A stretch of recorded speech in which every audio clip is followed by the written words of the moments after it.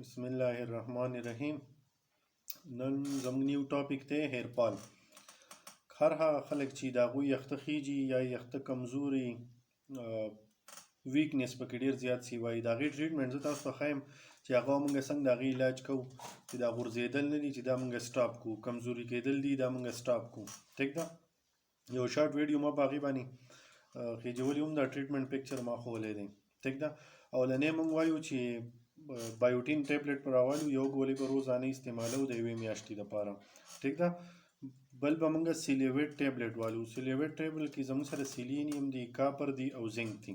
ټیک ده، ملټي ویټامین ټیبلټ دی، یوه میاشت دپاره به موږ دا استعمال کوو. بل نیکسټ دی میناکسیډل سپری به راوالو. میناکسیډل سپری به سهار او ماښام یو 3 کشه 4 کشه په یختو کې کوو، چاپ چاپېره. ټیک ده، بل به موږ داسې والو چې یو کوره ټوټکه ته ورسره ښیمه، ایویان کپسول به والئ، کلونجي به والئ او تیل به والئ. هغه به ټول میکس کوئ، هغه به ولړئ او هر ماسخوتن هغه په یختو کې لګوئ، دننه مالش کوئ په قلاره قلاره باندې، ډېر زیات تیز نه. بل به داسې وکئ چې خوراک کې کوم څیزونه ډېر زیات خواږه، مطلب شوګر انټیک چې کم دی هغه به کمول غواړي، هغه به ورسره کم کوئ.